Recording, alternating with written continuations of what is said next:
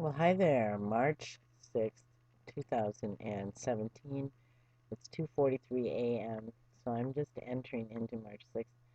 I want to show you this shadow of energy that I'm seeing injected into the atmosphere over the United States.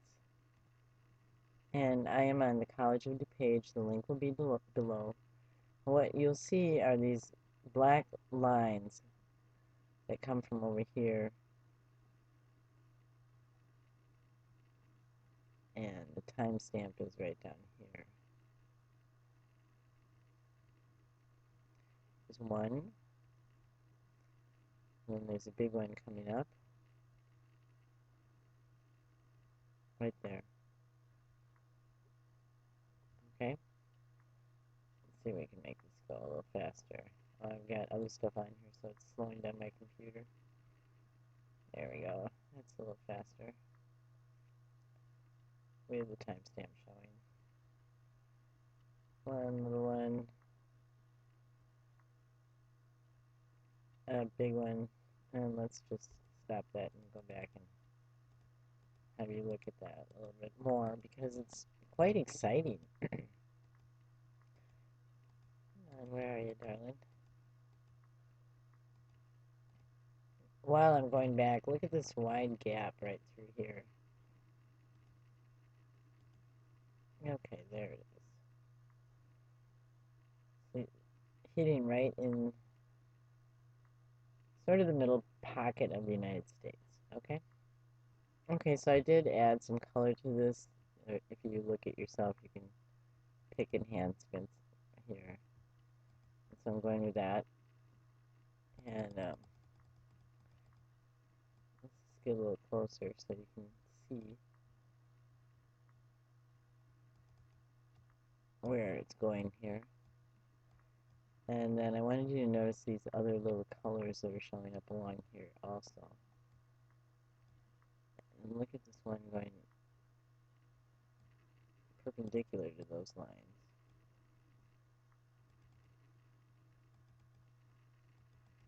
And you can see these other black little dots like extending out to here also.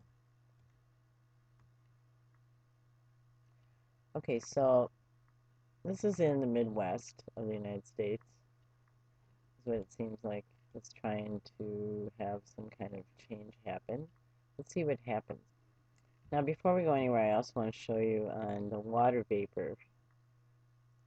There's the timestamp here. You can see this sort of bizarre curve right here. This is Texas, and there's one of those lines.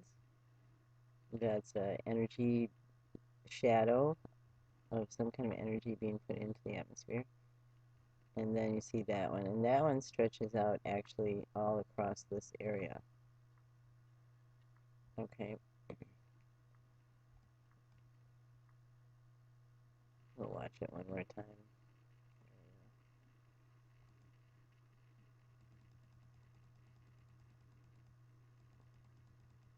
I'm just going backwards here so you can see it. Look at this huge mass there. Actually, that's the whole thing is a huge mass of water in the atmosphere. This one right here on the west coast looks, oops, oh, come on. I'm sorry. Just trying to get that so you can see it. There. There we go. See how it does come out across all of here? And then, like I said, it looks sort of like these little dots that you can see. Even that come this way down. And then, all these little... Okay. Oops, I wanted to show you the timestamp on this. Here we go. March 5th, 2145. All right. So here on the National Weather Service, they have a whole thing you can read about what's expected for the weather. But I want you to notice this in the center of the United States. The bright pink is red flag warning, which means fire. This yellow is high wind watch. It's perfect for if it's dry, high wind and fire combination. Okay, and then we have like rain expected here. This is flooding. Winter storm watches. So this is an unusual dry patch right in the center here. Seems like to me, compared to what's happening everywhere else. And here is the Mid-Atlantic Weather Station page, and this is a drought page. And you can see the brown right in here. And look at this huge patch here. We could click on that, perhaps. Okay, so this has great information, this whole page, and it will be below. The link will be below. And right in here is wildfire risk. This is really tiny. Let's see if that'll get bigger. So right through here, extreme, elevated is the light orange, and the red is critical. And then there's this whole article here about the Earth getting warmer, record warm temperatures, interesting reading. And this also is very interesting. Water Supply Sustainability Index for 2015 with climate change impacts. And here they're talking about climate change will have a significant impact on the sustainability of water supplies in the coming decades. So look at that.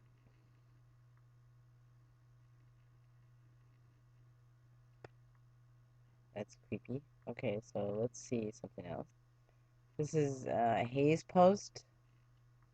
And today, Grassfire threatens homes in north of Hutchinson, Kansas.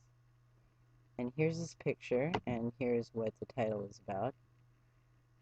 Horses, Grassfire.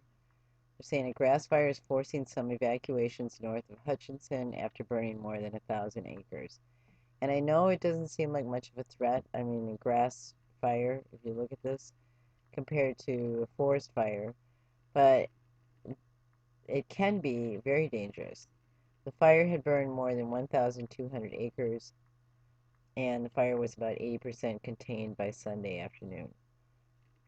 So they also evacuated some people over this. Now, I was looking at this picture, and I just happened to see that. Now, I don't know what it is. It could be a glitch. Let's look at it a little bit closer. Okay, this is a little bit closer, but the pixels are really not good. You can see the horses, 1, 2, 3, 4. These white ones really stand out. And this white tree really stands out. But as I get closer, I can't tell what that is at all. It is an interesting thing. So since it's unidentified, we'll call it a UFO at the moment. And let's find out who did this picture. The picture was taken by Andrea Leaker on Saturday, which would be March 4th, 2017. Thank you, Andrea. Okay, so here's another picture of the danger of fire that enlarged, so it's easier to read here. And that's from the NOAA.gov. Okay, this picture is by Gerard Heinen. And this is a whole article by Ashley Brooker, a staff writer at the Hutchinson News. Um, okay. Courtesy of Halstead Fire.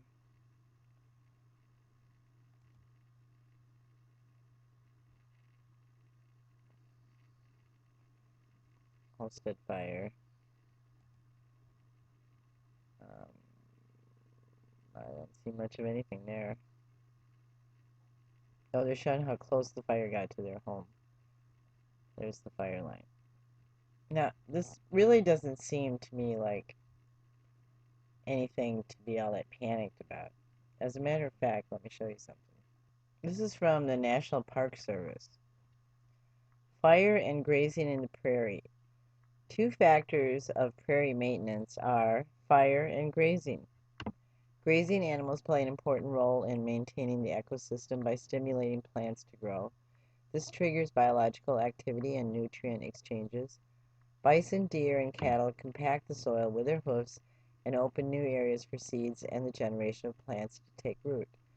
The role of fire is prevalent in almost every ecosystem. However, few involve fire as frequently as does the prairie. Tall grass prairie can accumulate an enormous amount of biomass in 1 year. The leaves die in the fall, the roots go dormant during the cold winter months. The following spring, new shoots grow.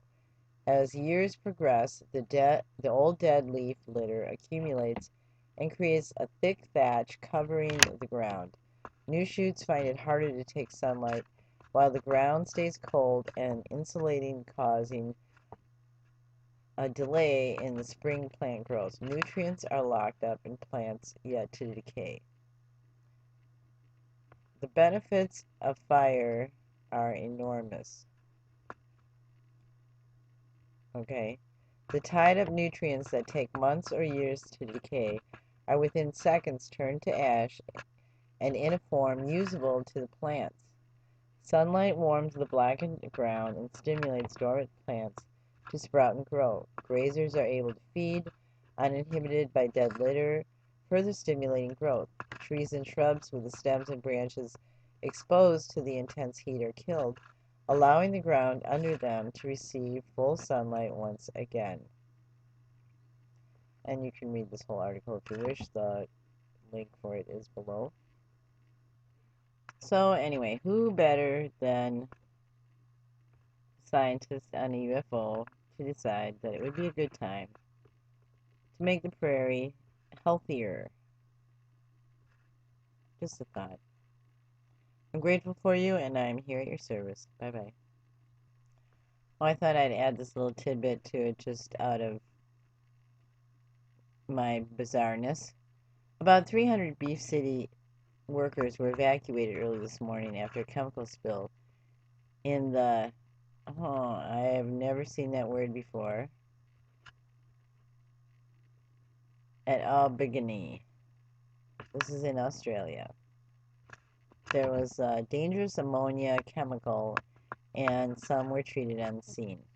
Okay, so what is that word? Well, okay, so listen. Abattoir. Abattoir. Abattoir. Abattoir. Abattoir. So abattoir means slaughterhouse. So those people were working at a slaughterhouse and there was an ammonia leak. I wonder if they saw any of these there. And while I'm at it, I'm just going to say that on this Merriam-Webster website, there's a lot of interesting information. Words are fun. This is pretty cool. So you might want to check it out. Okay, now I'm grateful for you and I'm here at your service. Bye-bye.